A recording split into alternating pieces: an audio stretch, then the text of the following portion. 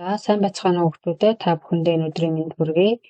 Синхрон 10 дахь хичээл маань эхэлж байна. За энэ удаагийн хичээлийн сэдэв бол өгүүлбэрийн хэлзүү найруулгын алдаа. За тэгэхээр өгүүлбэрт одоо юу гэдэг хэлзүү найруулгын алдаа ямар алдаа байдгийг түүнийг танина, алдааг засна, нийлмэл өгүүлбэрийг зохион бичиж сурахад энэ удаагийн хичээлийн маань зорилго оршно гэсэн. За тэгэхээр найруулга гэж юу юм бэ гэхээр бичиг зохиолын хэм хэмжээний хүрээнд хэрхэн одоо зөв, товч, тодорхой, ойлгомжтой одоо ярьж бичих вэ гэдгийг судалдаг. Тэр зүйлийг бол найруулга зөв гэж хэлж болно. За тэгэхээр найруулгад бол найруулгын зэрэг гэж байдаг. За найруулгын зэргийг дунд найруулга, дээд найруулга, доод найруулга гэж ангилна. За дунд найруулга гэхээр бид бүхний өдөр тутмын амьдралдаа хэрэгэлдэг үг хэллэгүүд өнгө аяс орно гэсэн. За энэ дээр бол сэтгэлийн өнгө аяс бас илэрдэг. За дээд найруулга гэхээр хүндэтгэлийн утгатай тухайн үгийн утгыг одоо шилжүүлэн далд утгаар илэрхийлсэн ийм одоо найруулга. Үгийн өнгө аяс бол одоо сэтгэлийн өнгө аяс бүрэн илэрдэг. За доод найруулга гэхээр хар арины хэлээр одоо бичиж ярихыг бол хэлнэ. За жишээн дээр авч үзье. За тэгэхээр дунд найруулга дээр гар гэдэг үг маань дээд найруулга дээр мутар, доод найруулга дээр сарвуу. За дунд найруулга дээр хилэх гэдэг үг дээд найруулга дээр айлтгах, доод найруулга дээр чалчих. За нүд гэдэг үг дээд найруулга дээр мэлми, доод найруулга дээр цэвэр гэдэг ч юм уу те. Иймэрхүү байдлаар одоо хэрэглэгдэж болно гэсэн.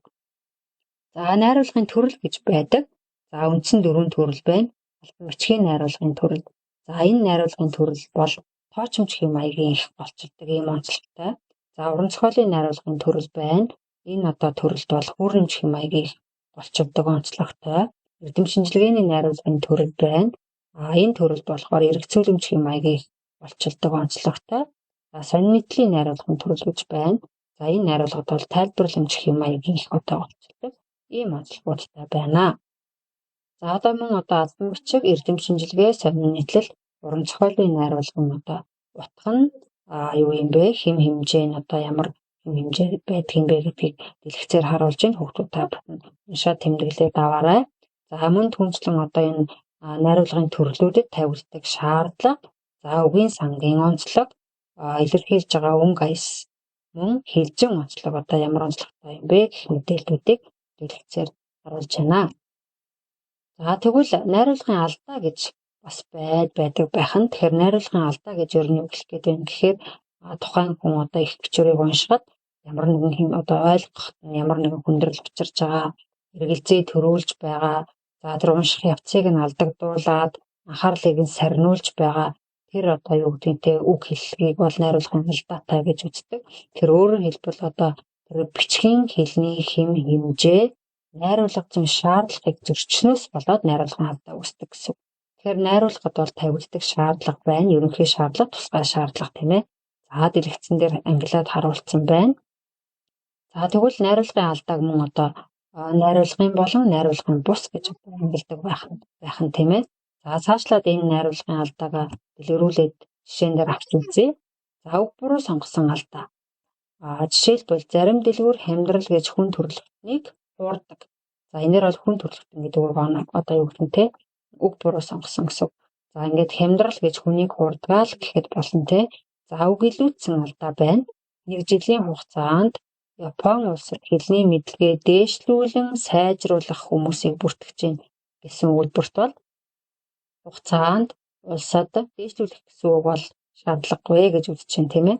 За үг дутсан алдаа байна. Жишээлбэл ерөнхий сайдын уяагаар зочлоход шин сэтгэлээсээ бэлгшээсэн гэдэг одоо өгүүлбэрт бол хурдан морины уяагаар гэсэн тодтгол ойлгомжгүй тий хэлдэг өгөөс болоод үг дутсан ийм алдаа гарсан байна.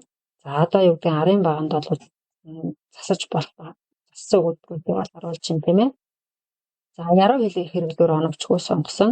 Жишээлбэл одоо юу гэдэг хотын төвд автомашины цав араараасаа даган сүлжилдэн ирээлжлэн совдан хэлхээ мэдгээд одоо тэр араараасаа сүлжилдэн ирээлжилж байгаа автомашины цавыг совдан хэлхээтэй зөвлөх нь оновчгүй зүйлээ гэж үзэж байна.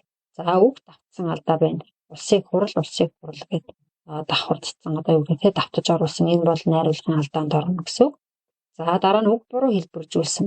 Таны бие лагшин чиний хичээл ном гээд ерөнхийдөө та чи гэдэг одоо үгийг буруу хэлбэржүүлсэн ийм алдаа бас байдаг байх нь. За мөн одоо найруулгын бус алдаанд бол баримтын, учир зүйн, гоо зүйн, хэл зүйн гэсэн дөрвөн алдаа байна. За баримтын алдаа гэхээр тухайн зүйлийн талаар одоо юу гэдэг нь тодорхой оновчтой мэдлэггүйгээс болоод үүсдэг алдааг бол хэлж байна. За жишээлбэл Монголын нус товчоо гэдэг бол 14-р зууны бүтээл баримтын алдаа гарч ирж байна. За учир зүйн алдаа гэхээр сэтгхүүн одоо учир шалтгааны хэмжээг зөрчсөн гэсэн үг тийм ээ. Жишээлбэл одоо нийслэлээс хуруу дарамжаад оршдог бат цөмбөр гэхээр учир зүйн алдаад орж байна. За гоо зүйн алдаа байна. Энэ нь одоо юу гэдэг нь ёс зүйн одоо хэм хэмжээд зэрэгт альва нийтэлж байгаа зүйл үр дүнтэй өгөөжтэй байх шаардлагыг зөрчсөн гэсэн үг. Өөрөөр хэлбэл одоо амь эрсэдсэн цолгүй явдал гарлаа гэсэн утга агуулгатай мэдээлэл дээр муу дээр муухай дээр болцсон гэдэг одоо гоо зүйн хувьд бол ийм алдаа гарчээ гэж үзэж байна. За хэл зүйн алдаа байна. Энэ нь яадаг вэ гэхээр бүтээх ёс үгийн хэлбэржилт хэл зүйн дүрм одоо тэр хэм хэмжээг зөрчиж байгаа ийм алдааг бол хэлж байна. За жишээлбэл одоо юу гэдэг сэтгүүлч нар сонирхолтой асуулт асуусан хурлын уур амьсгалыг идэвхжүүл үгээд хэл зүйн хувьд одоо тэг үг буруу хэлбэржүүлсэн ийм одоо алдаа байдаг байна. За ингээд асинхрон хичээлээ үзээд хичээлээ тэмдэглээд ажлын хуудасны дасгал даалгавруудаа сорилтуудаа ажиллаад илгээгээрэй.